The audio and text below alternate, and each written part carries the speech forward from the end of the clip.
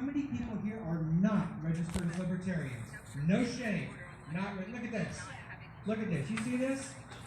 They are already breaking the cycle because they're here listening to their options. Dr. JoJorgenson. And that's what needs to happen. Each and every one of us needs to take the message you get here from her tonight, and you need to take it home to your family. You need to take it home to your friends. You need to take it home to your coworkers. You need to take it out to your neighbors. You have to let everybody know they have a third option here in Oklahoma. A lot of people spend a lot of time and a lot of energy making sure that you have that option, and we're going to have it going forward. There's no question about that. Todd's going to get it hands down to 2024. Joe is going to win it hands down to 2024. What we need to make sure is that Joe makes that impact on the national stage. And she does that by winning electoral votes. So don't worry about what they're doing in New Jersey. Don't worry about what's happening in California or New York. Worry about what's happening in your neighborhood.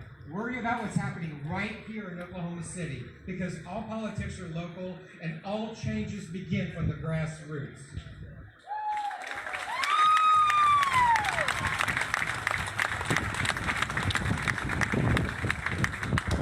And I want to further point out that not everyone is here just because Joe Jorgensen is the libertarian with the third option.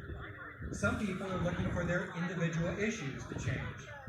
Some people, I know there are many of the advocates from State Question 788 that are here tonight. Yeah! The 57% represent. You know, there were no bigger advocates. I mean, I've got to give Connie credit. She's been an advocate for this for decades. But if you're going across the nation, nobody has been bigger advocates for making sure that you have your medicinal and your recreational rights than the Libertarian Party. If you are single issue for personal choice or health choice, the Libertarian Party is your natural home. That's what we stand for.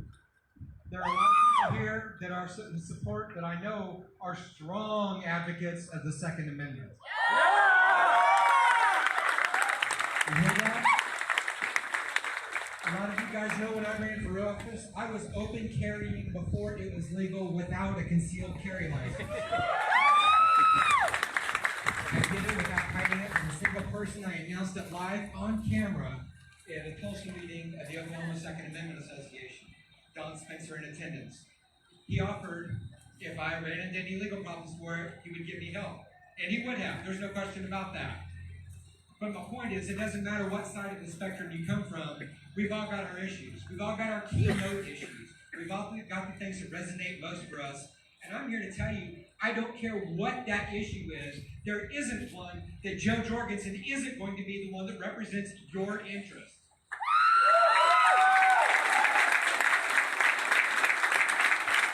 And here's why. Libertarians don't believe in intruding on your private choices. It doesn't matter what you personally believe. If you want to sit in your house, smoke weed, strapped with your AK-47 fully automatic so you can guard your wheat field that you got growing in your backyard, that's your business.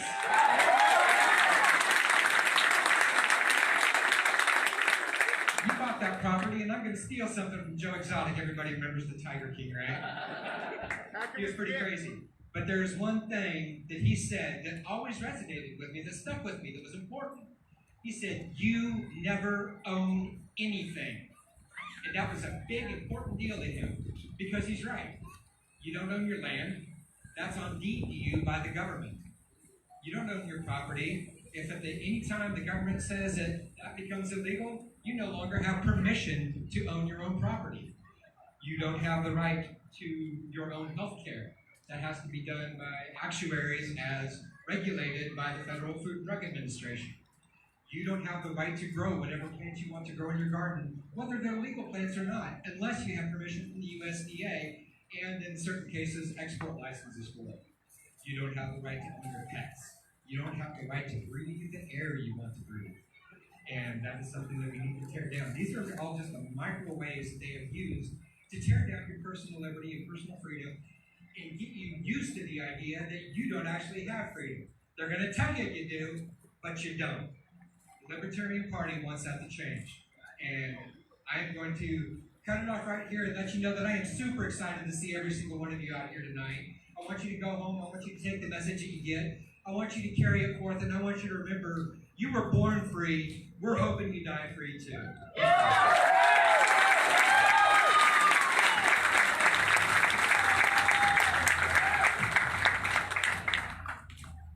You know it's coming. One more round of applause for Mr. Lawhorn.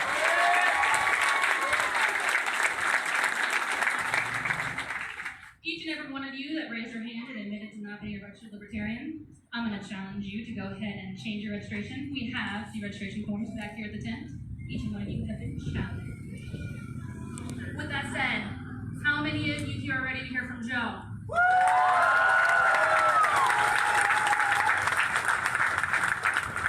Ladies and gentlemen, we want to thank you again for your support this evening. And please give another round of applause for Mr. Lawhorn, Mr. Sadler, and all of the volunteers.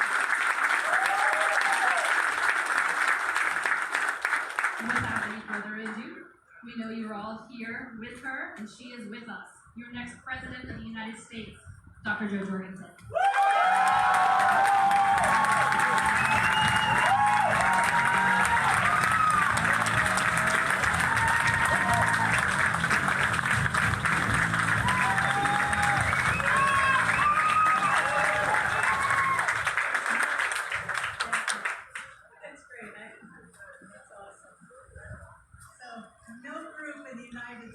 Understands the power and importance of broken promises, quite like the native peoples.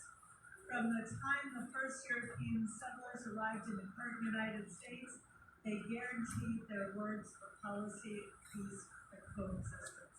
But their actions spoke much louder.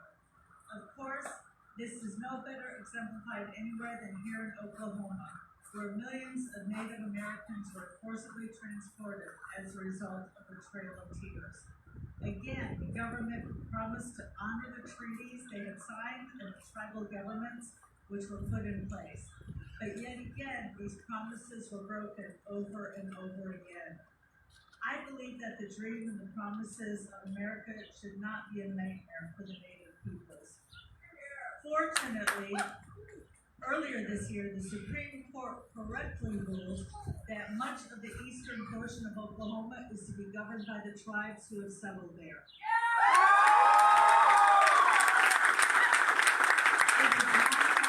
This one very tiny positive step is the first toward getting the federal government out of the way and allowing Native Americans the right to life, liberty, and property, which were denied to their ancestors.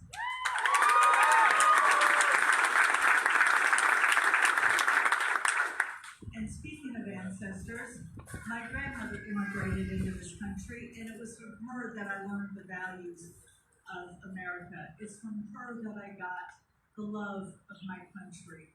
She said in the old country, it didn't matter how hard you worked, you could work and work and work, and the government would just take the extra money away so that everybody had the same. But here in America, you could work extra and you could keep it. And listening to her, it might sound like she came from the Soviet Union or an Eastern Bloc country. Actually, she was from Denmark. It was my grandmother's vision of liberty and the basic principles of the Libertarian Party that bring me here today. I've been crisscrossing America, and what I've been hearing from people is that our system isn't working. We need change, and that's why I'm asking you to vote for me for President of the United States.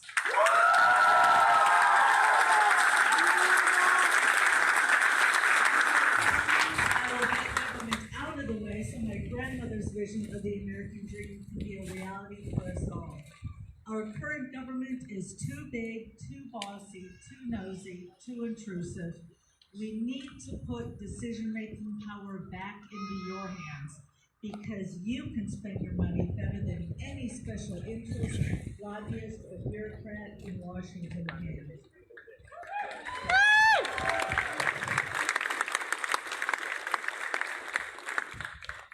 One of the biggest factors that has led to a quadrupling of our prison population since 1980 is the racist and destructive war on drugs. All we have to do is take a step back to Prohibition to see the parallels. Despite realizing how poorly alcohol prohibition went, we have replaced it with a carbon copy. Drug kingpins have replaced mob bosses, and drug dens have replaced speakeasies. When was the last time you ever heard of a liquor store owner going up and down the halls of a high school trying to push gin on high school students? Or when's the last time you heard of a vodka addict breaking into homes to pay for a vodka habit? And when was the last time you heard of two liquor store owners having a shootout to see who gets the best corner? What we have now is not a drug problem. What we have is a prohibition problem.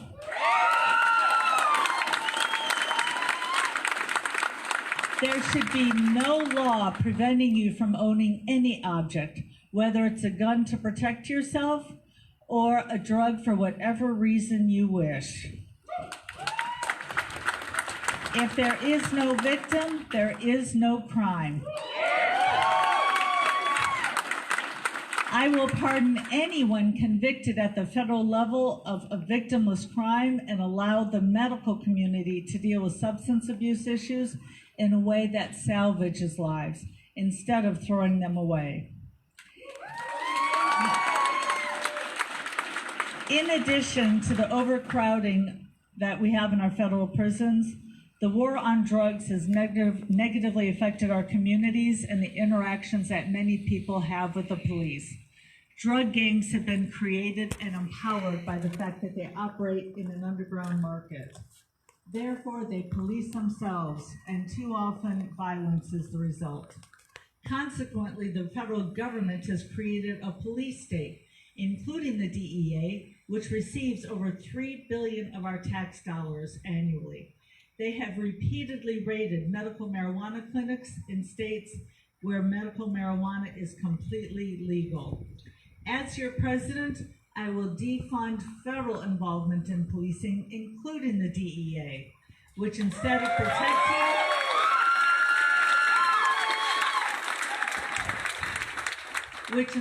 protecting, brings nameless SWAT teams. I will end the supply of surplus military equipment like tanks and tear gas. To the over 8,000 federal, state, and local police forces, which has made many Americans feel like combatants in their own neighborhoods.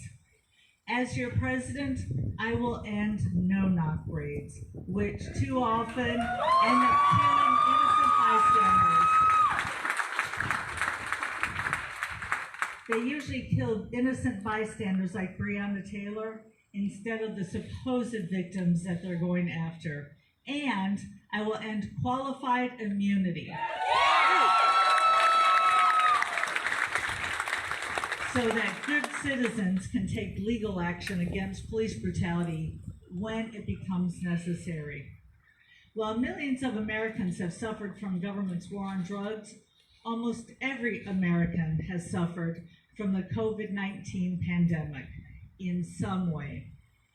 South Korea confirmed its first case within a day of ours, and yet they were quickly able to suppress the spread by testing everyone. They nearly eradicated COVID-19, and they did so without any lockdowns. One reason, the FDA stopped a testing initiative supported by Bill Gates from further testing, and they said they needed, quote unquote, further assessment. This is just one example of how the FDA has worsened the COVID-19. Currently, only those companies with enough money to get approval even get approval for their drugs, and once they do, they weaponize their patents and hold a monopoly. It costs about $1 billion to bring a new drug to market, and a lot of that is thanks to the FDA, along with a 10-year holdup. Meanwhile, it's patients who suffer, desperately waiting for drugs that just might save their lives. When I am your president, I will get rid of the efficacy requirement of the FDA, if not the FDA entirely.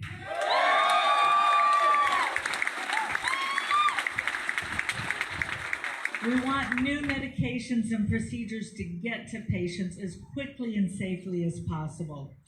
The FDA is not the only problem with our healthcare system. Let's be honest, it's not working for anyone. My heart breaks for the millions of Americans who have been left behind, those who have been bankrupted. Now, for decades, we've heard of politicians in Washington claiming that it's the fault of our free market system. Therefore, we need single payer. Well, I've got news for the people in Washington. We haven't had anything close to a free market system in nearly a century. When I hear politicians say we need Medicare for all, what I hear is VA hospital for all. We cannot wait for the government bureaucrats to decide who lives and who dies. We must put control back in the hands of people, back in the hands of the patient. As I see it, the biggest problem with our healthcare system is that our insurance isn't really insurance at all. With true insurance, what happens is they only pay for unexpected costs, thereby keeping costs down generally. Imagine if our car insurance, for instance, paid for gas, oil, and car washes. You would have absolutely no incentive to drive around looking for the lowest gas price because you would simply get out your little $5 copay and pay whatever the price was. And the gas stations certainly wouldn't have any need to compete with each other because they would simply pass along the higher price to the insurance companies. In fact, gas stations could raise their prices and you would never even know it. That is the problem that we have with our healthcare system. What we have right now is there is absolutely no incentive to look around for better prices, and as a result, healthcare providers have no reason to compete with each other. They can charge higher prices without any accountability, and we're the ones left footing the bill. The best system of free market that we can learn from is Singapore. They pay about 1/3 of the cost per person as we do, and they have money left over. Our VA healthcare system should be converted to one that's similar to Singapore, also similar to the state of Indiana, in which they have control of their healthcare dollars. It's time for veterans to have control over when, where, and how they get their medical expenses.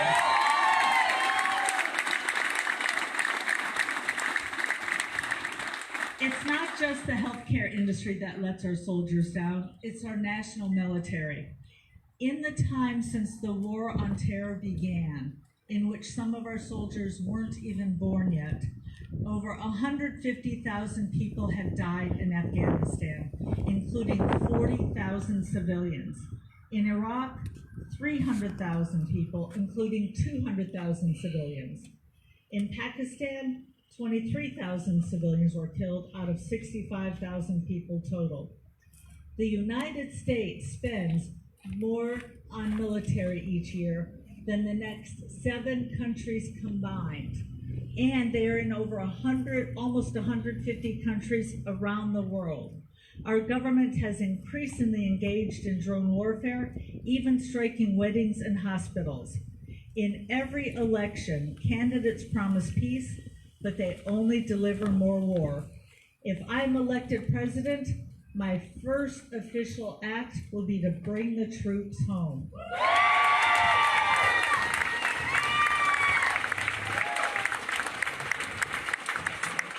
I want to turn America into one giant Switzerland, armed and neutral. Our military must be trained to defend our shores, but we have to stop meddling in the world and make peace with our world neighbors.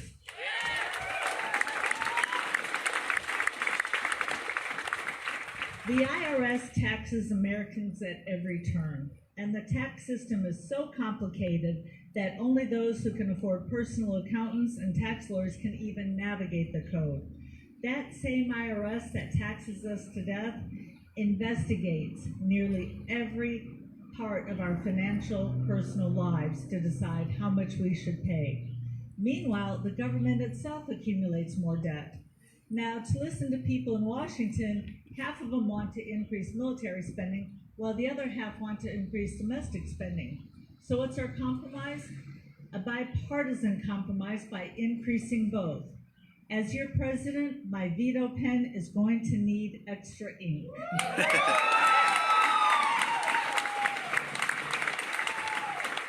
Our runaway spending is also made possible by the Federal Reserve.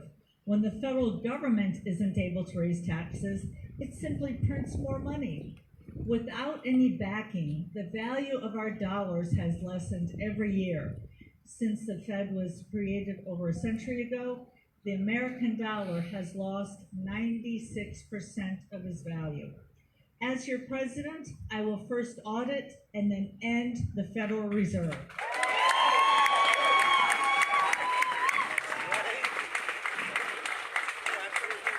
I will also eliminate the IRS and work with Congress towards eliminating the federal income tax altogether.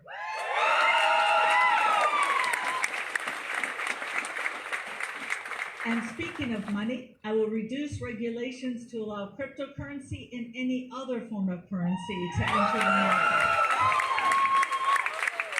It's time to move money out of the government sector and back to the people who earned it. Politicians and bureaucrats don't know what you need, you do. When it comes to cutting spending, we cannot take any solutions off the table. I would encourage baseline budgeting. So rather than just assuming an increase every year, we start at zero and then decide what's vital. It's time for the federal government to balance its checkbook the way American families do. Government has so often failed those most in need, they make them think that that same government must be the only one who can answer their calls for help. But I believe we can make these changes because I believe in you. I believe in the individuals who make up our great country.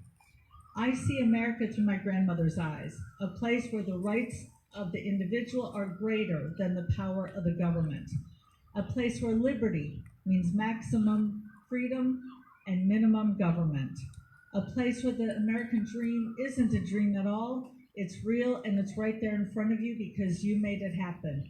Thank you very much.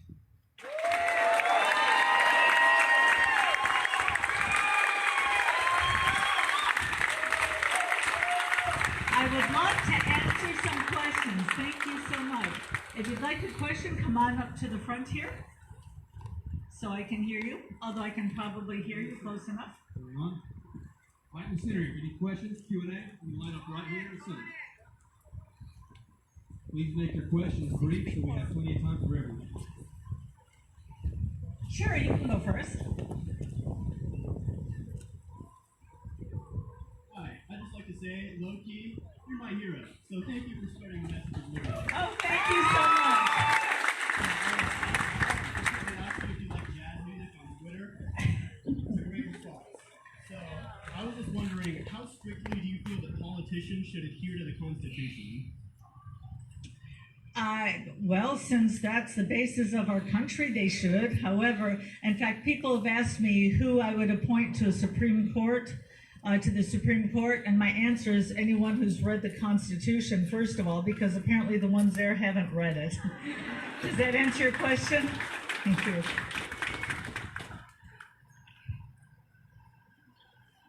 Hey. Thank you so much for being here today with us. Oh, thanks for having me. I have two quick questions. The first one is, would you make the pricing for all medical services posted on the internet so we know how much things are before we have those services rendered? And number two, you mentioned bringing back troops home from outposts around the world. Can you elaborate a little bit more on that, why you would do that? Sure, I can answer both questions in about 20 minutes. So bringing the troops home. As I mentioned, we're stationed in almost 150 different countries. If we were to bring the troops home, we would be defending our country. And there are two reasons why I don't want to be everywhere in the world. The first one has to do with taxes. why should taxpayers in Alabama or Wyoming or Oklahoma send their tax dollars to France and Germany and pay for their defense? And what really irks me is we keep hearing, I read this on the internet, that isn't France great? They get five weeks of vacation. We should get 5 weeks of vacation. Well, maybe we could if we weren't paying for their defense. Maybe if they, you know, let them work an extra week and pay for their own defense.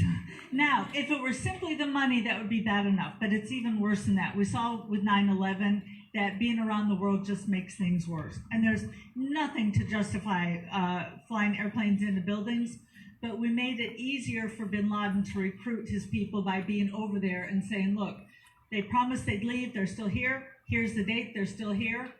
They're trying to take over our religion, they're trying to take over our law, so if we stay home, it doesn't prevent crazy people from flying planes into buildings, but let's not make it any easier on them. Now, as far as healthcare, I'm going to take it one step further and say that by putting medical dollars into the hands of people, they will demand to see prices, because if they don't, they won't go there. So I wouldn't make it a law that people have to post prices, because in a free market, you don't have to. What we've seen in the two most free market specialties is, which is LASIK surgery and cosmetic surgery, we've seen prices go down and we've seen quality go up. And yes, I didn't have, about 15 years ago, we didn't have insurance for a while, and I needed an MRI. And I called around, I couldn't get any prices. But guess what? LASIK surgery you can, because they know that you have to pay it, not the insurance companies. So if we have people in charge of their own dollars, people will gladly post the prices without a law.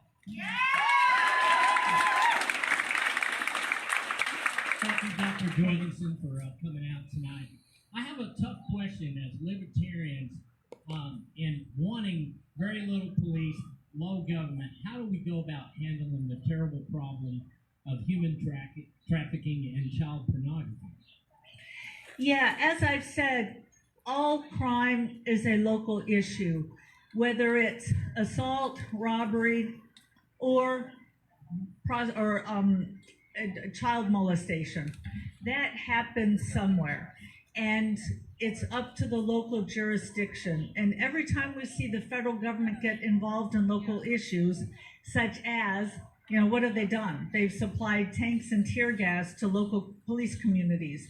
The local communities on the cop cars that used to say to protect and serve, and that's the way they acted, now they're acting more like soldiers because of what the federal government has done by giving them tanks.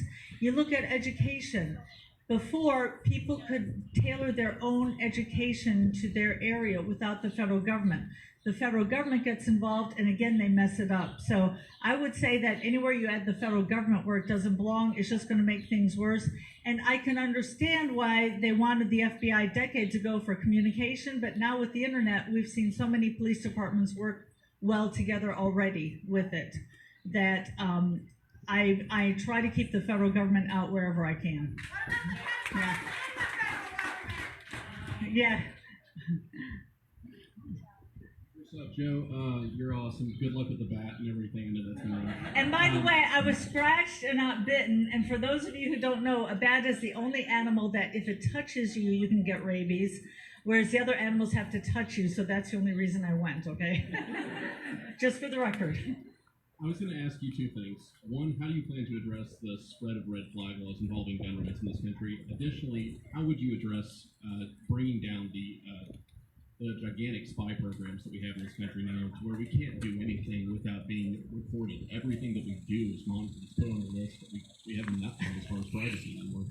Yeah, you know what's scary is I think the spy programs would be easier to handle than all of the states with their gun laws, because the spy programs, clearly in my platform, is to get rid of the CIA, get rid of the NSA, get rid of Homeland Security, get rid of all of those people who are doing more spying on us than on enemy combatants. So that's the easy part to get rid of. As far as gun laws, wherever possible, I would get rid of executive orders which put laws in place to restrict us. So that's the easy, and I realize some libertarians don't think that we should use executive orders. I don't see anything wrong with using executive orders to get rid of unconstitutional things. But of course, before leaving office, I would get rid of all executive orders because they're too strong of a tool to be left around to be used for evil and not good. But yes, you know, the way I look at it, yes, the way I look at it is the federal government should not get involved, as I mentioned, with policing unless it gets to a point such as, for instance, the state of Alabama with Governor Wallace standing on the steps preventing blacks from entering the university. And I see gun ownership as the same thing. It is a constitutional right. By the way, it shouldn't matter, but just to let you know, I am a gun owner. I would get rid of every gun law in the last 100 years.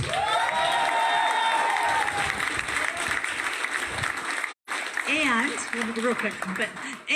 real quick, the red flag laws are especially egregious because you're taking away the constitutional right without a fair trial. But I would like to add, just as a plug for libertarians in general, the great thing about our party is even those people who are uncomfortable around guns or don't like the idea of guns around, they still fight for the gun owners' rights to have their guns. So it's not just a pet project with the Libertarian Party or with me. I just want to say you're amazing. I agree with like so much of what you're awesome. My one question is, you talked about abolishing the Federal Reserve. Do you, other than cryptocurrency, do you have some like what else we could do, or is it just to transition to crypto? No. I mean, as I said, any other currency, and I would leave it up to the free market. You know, we used to hear stories about how people who were a little poor would bring chickens to pay for their doctor bills. If people want to accept chickens as currency, that's their right. So whatever people want, it's a free market.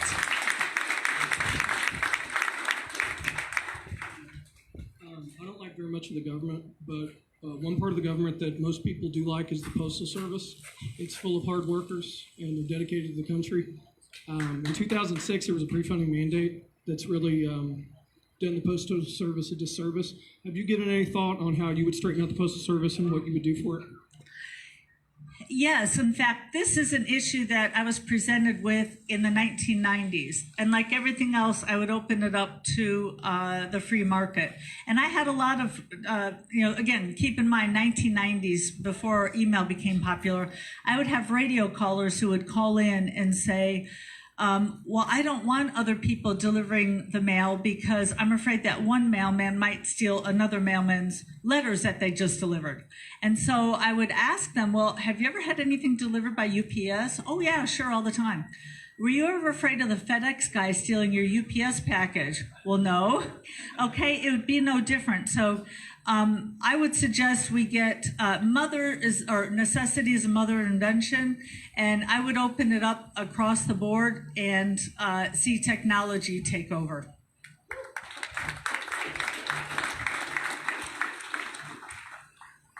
Hey, thank you for coming to Oklahoma. It is greatly appreciated from all of us here that are looking for better options. So thank you very much. Yeah, and by the way, since you gave me such a great welcome, for those of you who didn't know or weren't there, maybe a few of you are here.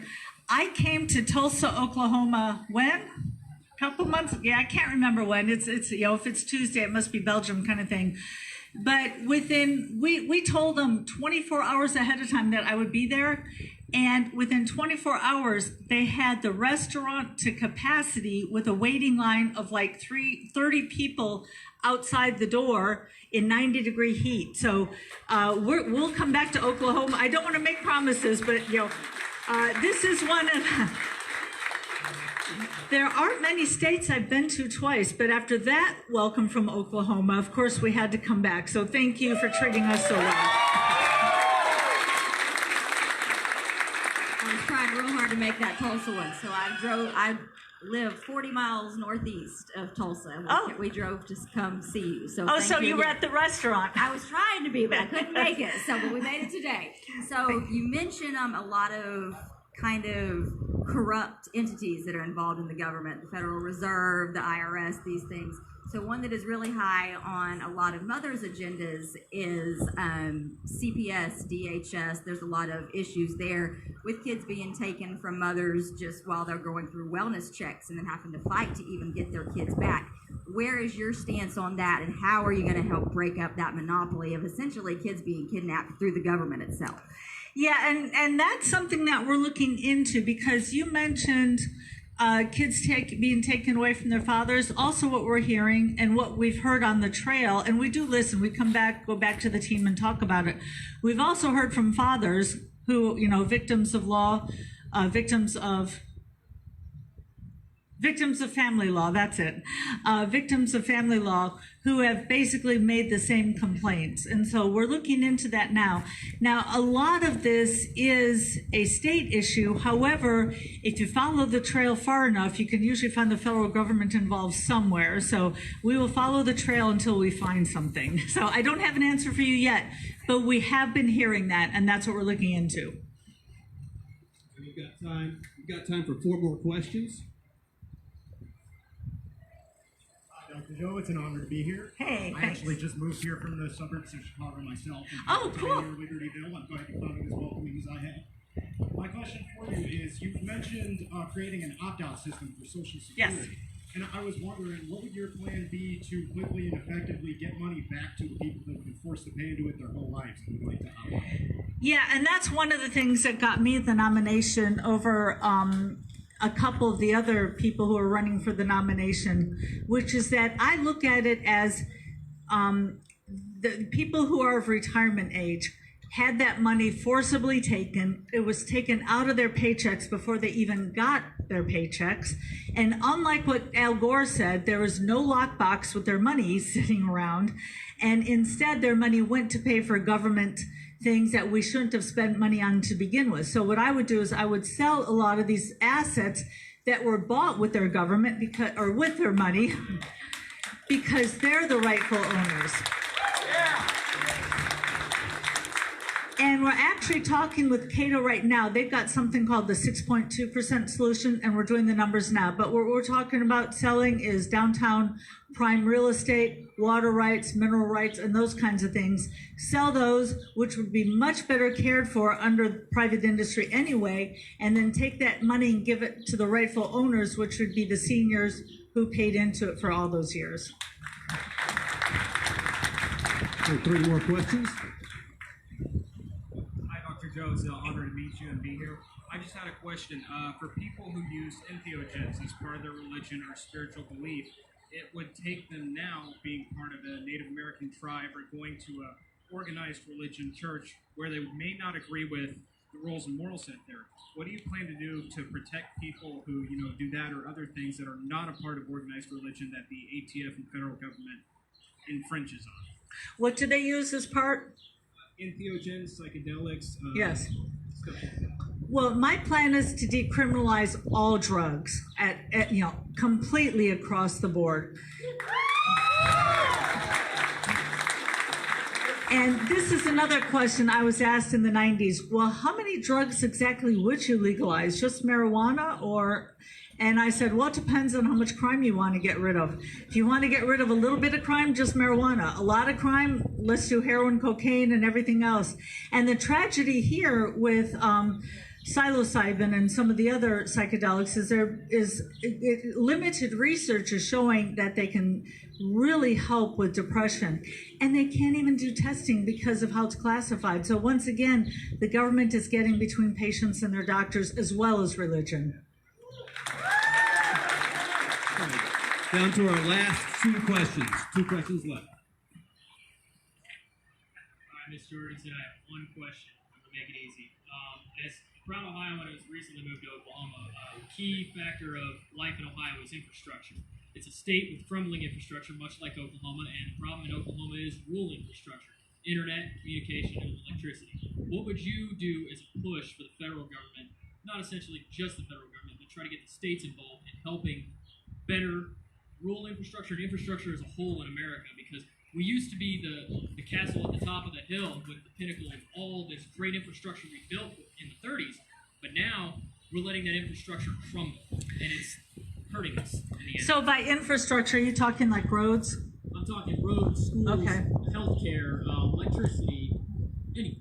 Yeah. Anything that can help better America for the future. Yeah, my goal is to get government out of people's lives, especially the federal government. And regarding roads, I look back to, does anybody remember the name Elizabeth Dole? Yes. So in the 1990s, she was Highway Transportation Secretary, working with the roads. And basically what she did was, and for those of you who are too young to know, there used to be different drinking ages in different states, 18, 20, 21, depending on which state you were. And then Elizabeth Dole basically took in our money as the transportation secretary and then dangled it in front of states and said, hey, do you want your highway money back? If so, you're going to have to raise your drinking age. Now, you may argue that 21 is a better drinking age. That's fine. But my question is, should the federal government be involved in that? And if you give the federal government the power to fix the roads, you're giving the federal government the power to also take the money and make you pass laws that you don't want in order to get the money back. So I would leave that to the states and get the federal government out of it and let them work for you. Okay, our last question for Dr. Jorgensen. Hello, Dr. Joe. Big fan. Little secret, I snuck over from New Mexico to come see you today. Thank you. But my question for you is, with all the cutting down of regulation, how can you ensure that their jobs will still be there for Americans? Well, that's the problem. You can't, which is why we should have never shut down. And here's what's ironic is my other grandfather from the other side of my family came from Sweden, and their family came here, again, looking for liberty and freedom. And I don't know if you heard, but Sweden never shut down. Their schools, shopping, restaurants, they all stayed open during the pandemic. So it's rather ironic that my family moves from Sweden to come here looking for freedom, and yet we've got less freedom. We're all under house arrest while they're all out shopping and going to school. So what President Trump should have done is, first of all, gotten rid of the FDA efficacy requirement so we can get testing kits out. The second thing, he stood on that stage with Dr. Fauci and said, you only need to get tested if you have symptoms. Well, we knew at the time that people had symptoms or people had the virus without the symptoms.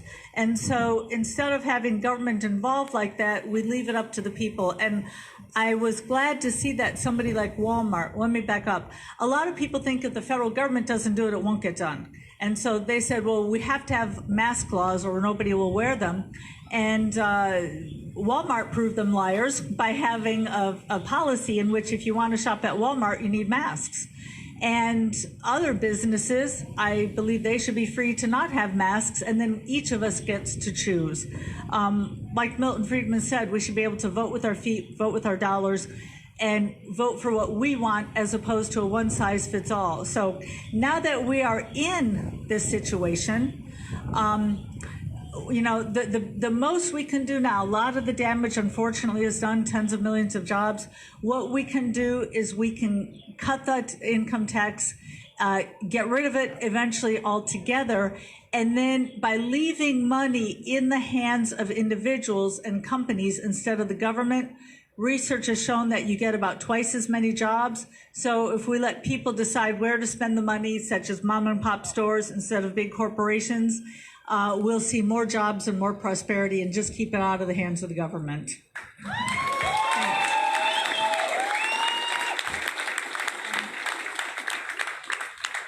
My cat blew up.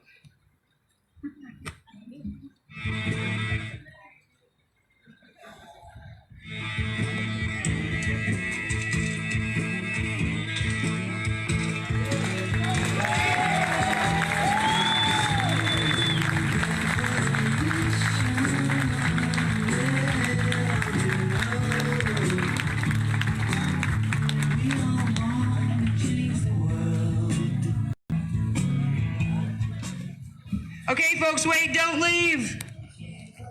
Stay for just a minute. I need to talk to you. It's really important. How cool is it that Dr. Jorgensen is here with us tonight? You guys are excited? So here is the ugly reality. Bus tours, campaigns cost